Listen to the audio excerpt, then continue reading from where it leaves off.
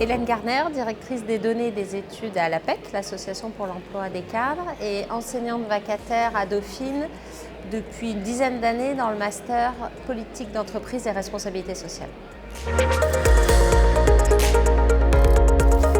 Ce double lien à la fois dans la pédagogie, la transmission des connaissances m'alimente dans mon travail au quotidien à l'APEC. Et puis le cercle, ça permet de croiser les expertises d'autres entreprises, des expertises académiques avec nos problématiques de terrain à l'APEC.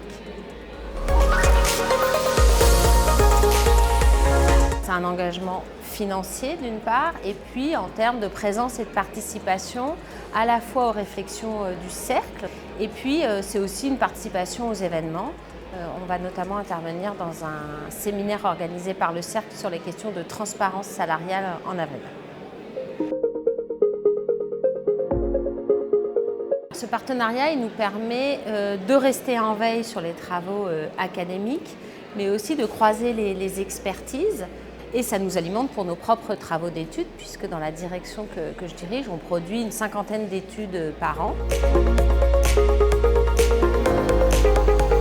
La recherche académique, elle s'inscrit dans un temps plus long que les études qu'on produit au sein de l'APEC, mais on s'appuie, nous, en amont de tous nos travaux d'études, sur la recherche académique. C'est vraiment un dialogue que permet aussi de faire ce croisement des expertises entre les études et la recherche. Je pense que c'est important pour des chercheurs d'avoir aussi une prise avec le terrain, avec la réalité des entreprises, avec les difficultés ou les problématiques qu'elles rencontrent. Et donc c'est justement ce croisement qui est intéressant.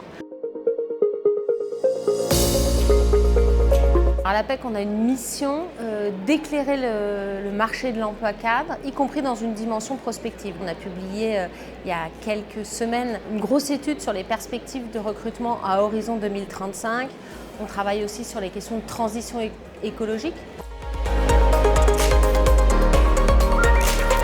Évidemment, ce qui nous intéresse, c'est les grandes transformations du marché de l'emploi. Donc, la transition numérique, l'intelligence artificielle, ça a déjà été un sujet qu'on a travaillé cette année.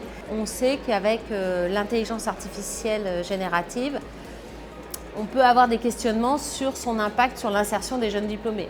Une autre grande transformation, c'est la question écologique. Là, on est, nous, très engagés sur cette question-là. Et donc cette année, dans le cadre du cercle, c'est évidemment un sujet qui nous intéresserait beaucoup de travailler tous ensemble.